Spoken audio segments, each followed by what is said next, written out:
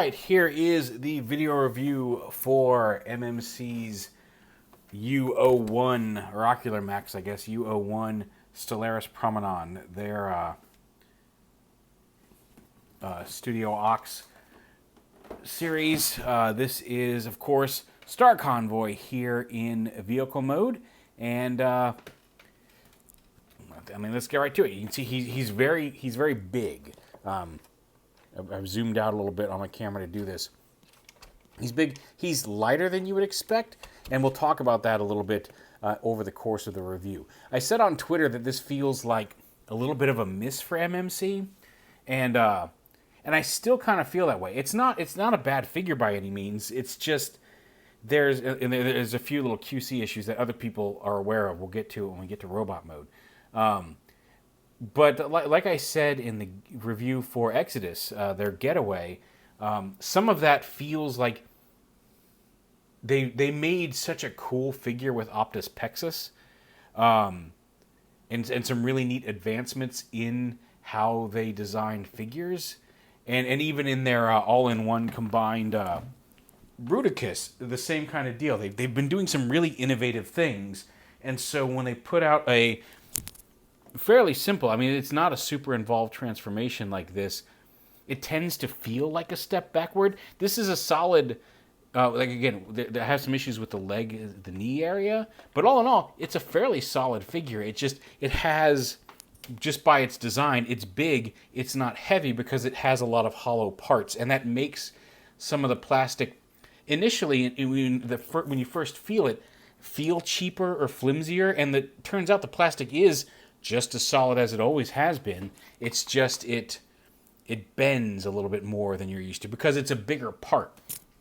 So and it does still feel like there's just a few little things in the fit and finish that feel odd for an MMC product. I can't tell if that's a crack there, if that's just it looks like it's just just in the silvery plastic. I don't think that's actually a crack. We'll find out. But just little things like that, like one, like you can see the cab here. These are his arms and shoulders, and these are the shoulder joints right here that connect it to the body. And it seems like it wouldn't have been, and I'm not a toy designer, so maybe I'm absolutely wrong, but it seems like these should have been able to maybe collapse back a little bit and make that cab feel a little more cohesive with the rest of it, because you can see there's a big gap there between the front of the car, or the front of the truck, and the rest of it. And it's not supposed to be like at least the old Star Convoy wasn't a separate cab and trailer type of situation. And even then, this is supposed to still be part of the cab if it were, and to have this chunk just kind of floating off the front there. It's not super obvious from a lot of different angles, so it's not the worst flaw in the world, but it does seem a little weird to have this kind of empty gap underneath here, and then this very obvious gap between the front and the back. And I feel like just if these, there's even like a little hollow piece there that just looks like these should maybe collapse down into and smush this together a little tighter, but not the case. Also, the wheels are rubber, which is a neat little detail. But you can see that these are okay back here, but these front wheels on mine they're pinned on, they're secure, they're not coming off. I have no fears of them popping off, but they're wobbly. Like, they're not pinned on as tightly as they could be. And I'm not sure what the reason for that is. It could be that's just how it's designed, for maybe if they were too tight, they were cracking off. I don't know. This one seems to be a little better, but you can see there's just a lot of loose rattliness there on wheels that, like, even here, that are a little wobbly, but they seem more securely attached than these bigger front wheels here. Also, this tread back here, it's made of rubber, which is, I guess, a neat detail, but I'm always a little wary of a lot of rubber use on figures, especially in the case here where the tread itself is not functional. It uses these little plastic wheels to roll, so it's just rubber for the sake of being rubber. Less of a flaw and just more of a little nitpick of my own personal taste. These old turrets can rotate and it can roll, and that's about it for vehicle mode. Now you can lift this up and it will rotate here, although when it's down, there is specifically a groove to hold this little front piece in place. Excuse me. But yeah, there he is. Also, one of the other things, the windscreen here, the side windows and the front windows here on the chest plate, it's all one piece of plastic and it's not glued. There's some pegs in there, but it's not like some figures, you know, you'll put a piece of plastic down over a peg and they'll kind of heat that peg to kind of mushroom it or peen it out to hold something in place, and it's not the case here. It doesn't happen often, but there's some times, especially when you're trying to fold and lock some of this, where I'll end up putting some pressure on this cab piece, and you can see it just kind of pops loose into the body cavity. And we'll show that, like if I were to open this up, see that's already off the pegs. It's just a loose piece, and it's very easy when you're trying to work on other parts of the robot to inadvertently put some pressure on that thing and pop it loose.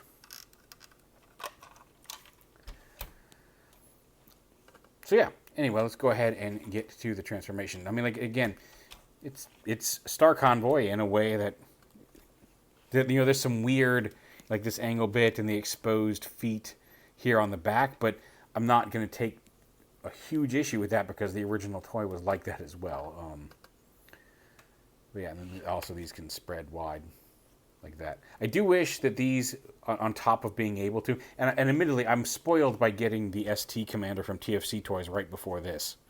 But I wish, aside from being just able to move side to side, I wish these could lift up a little bit too, especially in robot mode, because if you start tilting his shoulders are at an angle, then these kind of sit a little awkwardly. But anyway, we'll get to that again when we get to robot mode. So go ahead and pop the gun off here, just lift it up like that. Also, this folds up.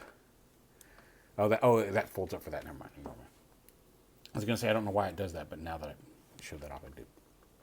Anyway, so come up here and pop this piece up. And then this silver piece slides up here. You can go ahead and kind of split the two halves of the cab. We're not going to bring them all the way down, but just kind of loosen them up because you're going to be moving some pieces around up here. And then right here, pop the treads up. They'll tab on. There's a little tab here that goes into this slot, but you want to get those open. And then you can kind of start untabbing all of this. Yeah, that's not a crack. That's just a imperfection in how the silvery paint there goes. So good. These come up and out to the side. And something that's clever here is because the way these fold up, you have to account for where this hinges up here. It's going to sit in this slot, but there is a little piece here that you fold down like that, and it sits through this hole and then frees up a space, so it fills in that hole in vehicle mode, so there's not a big gap up here. It does now leave a gap down here, but it's less obvious than having this big giant gap up here, which is needed because you can see how that folds around the hinge there when you fold this panel up. But same over here, fold that around. Lift that up and lift those panels up. You can kind of go ahead and fold them up under here, but we'll get more to that later. Lift these side panels up here. And then the legs, extend them down like that. And you can go ahead and split them, untab the heel back here. You can go ahead and split the legs. And then these pieces right here fold up and lock onto the side of the leg.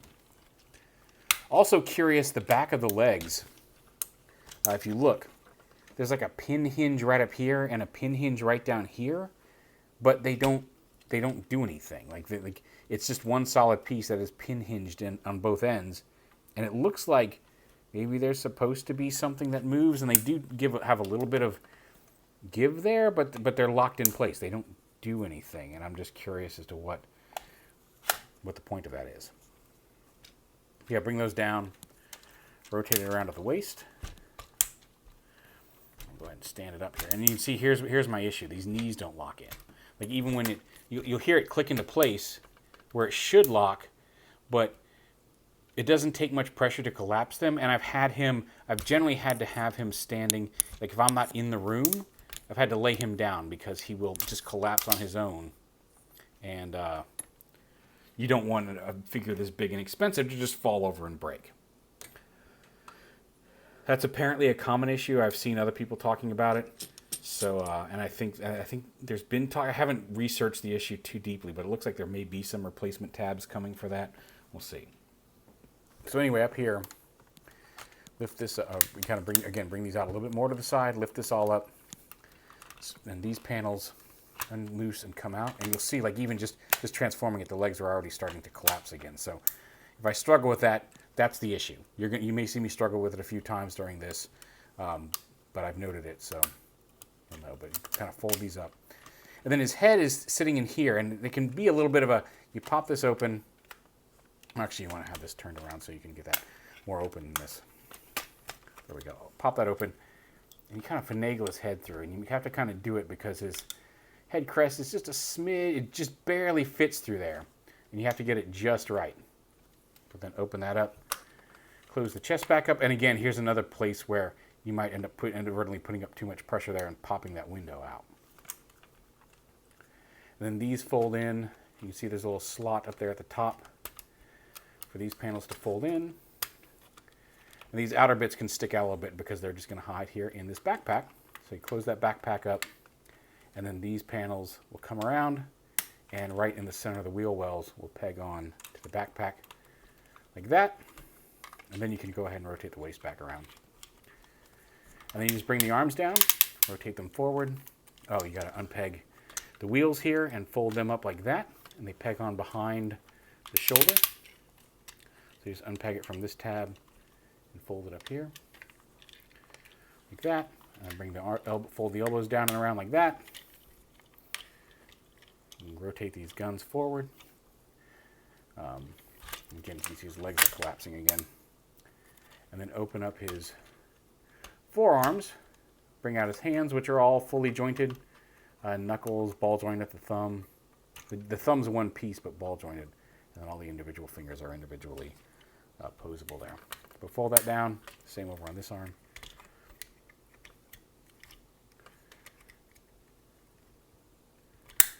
And his rifle does have the tab, it sits right there in his hand. Just peg it in, wrap the fingers around it, and there he is in robot mode. And one of the things, again, there's that leg that just, you can feel it click, but it just doesn't hold, and that's very frustrating. So you just moving him, he likes to dip. So let's get him a little bit more in frame here. We'll back up, don't worry. We'll try to get as much of him in as we can. But yeah, so the head, you need to have these straight to fit it through the gap, but these antennae here do angle out to give him more of that kind of studio aux look. And I like that you can do that. I like that you can have them angled out like that, but if you want a more traditional squarish Optimus head, you can fold them up like that. It's up to you.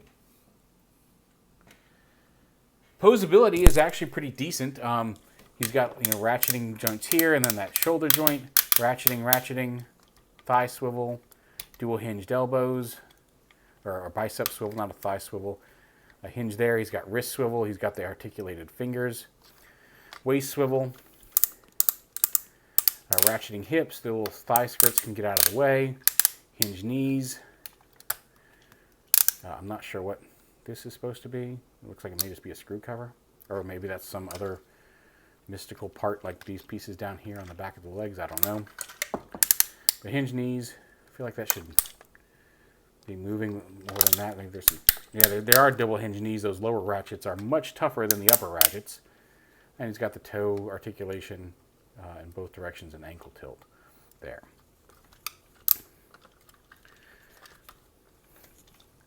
Most of the ratchets seem pretty sturdy. It's just those knees, the supports for the legs, which are honestly probably the most crucial. Go back in his hand rifle. Like I said, the guns can pose and rotate around. Stay in his hand rifle. The rifle does actually stay fairly well. I don't know why I'm having trouble with it coming loose this much. Stay up knee. And get these out. Oh, never in his knee again. It's a shame because it feels, when you feel it click pulling it up, it feels super solid. Like it feels like you've got a solid connection. And then he'll just kind of flump off to the side. Now, mine's the right knee. It's here on the left of the screen, but it's his right knee. Some people have said it's the left knee. My left knee is not great either, but it is sturdier than the right knee. So now some quick comparisons. Here he is with the Generation Select Star Convoy, who I also very much enjoy. just to give you an idea. I mean, this guy is, like I said, he doesn't weigh as much as ST Commander, but he's much larger. Although ST Commander does have a lot of die-cast in him, in the guns. So let's get those two on the screen together. That guy has the upgrade kit on him. I did a separate review for that. And that'll be coming shortly. I think this Stellaris video is probably going to go up first. But yeah. Slightly bigger overall and like less than half. Like this guy weighs twice as much. ST Commander weighs twice as much as him. Just to give you an idea. Like I said, and that's part of why I meant like it feels not cheap, but I mean like it's just there's a lot of hollow, like the forearms are hollow, the chest is mostly hollow, even with those panels folded in. It's just there's a lot of big open areas on him, which makes sense. I mean, you don't need to fill that with plastic. He's sturdy. He's not flimsy. Aside from, in overall construction, the knee's a problem, but we've talked about that. And just for fun, because this is how I usually display this guy with my Generation Select Star Convoy, but here he is with that little small Rodimus. Because the original came with that little Micromaster Rodimus. And either version of Star Convoy, whether him or the Generation Selects, he works really well with. So yeah, if we get replacement parts or if they announce anything like that, obviously we'll do an update and we'll talk about it. Because that's really my biggest flaw. Like when you first, like I said, he's a simpler design. Like he doesn't have quite as involved of a transformation after something like Optus Pexus. And that Lady Tarn, Eris, I think her name is, that I missed the pre-order for. Like I was planning on pre-ordering it. I thought I'd have a couple days, and it sold out immediately. There will apparently be more coming, so I hope I get my hands on one because the figure looks cool. The tank mode looks fantastic, and I really want to mess with it. But when you see figures like that, and then you see it's an effective but a simpler transformation. Like I said, the initial reaction is it feels like a step back. And part of that, too, is I feel like we've seen even early prototypes of this guy for a while now. I'm pretty sure he's had a much longer development cycle than something like Optus Pexus. Although, again, I don't know. It just seems like Optus Pexus came out a lot faster compared to when we first saw it as opposed to this guy. But, yeah, he's still solid. He's a good figure. It's just when you're releasing figures like Eris and Optus Pexus and some of the stuff that MMC's been in the all-in-one Bruticus, he just feels like a design element from an earlier era. And he probably is. That doesn't make him bad, just makes him feel dated compared to some of the newer stuff they've been putting out. He's a big, solid figure. He's got a very imposing and neat visual presence. Like, I'm looking forward to having him on my shelf. It's just a shame about that knee, and hopefully they'll fix it. So yeah, like I said, I would if you've pre-ordered him, I don't think you need to cancel your pre-order. If you haven't ordered him yet, if you've been on the fence, probably wouldn't hurt to wait and see how they resolve the knee issue before you put money down. And like I said, I'm not sure about those wheels that were a little wobbly either. But all in all, it's a nice Star Convoy design. It looks cool. It just has a couple of little fit and finish issues that they may be working on. It seems like they're working on fixing them. MMC generally has a pretty good track record about fixing such things. So yeah, we'll see how it goes. But a neat, large, and slightly flawed figure. There is Studio Ox U-01 Star Convoy, or Stellaris Prominon.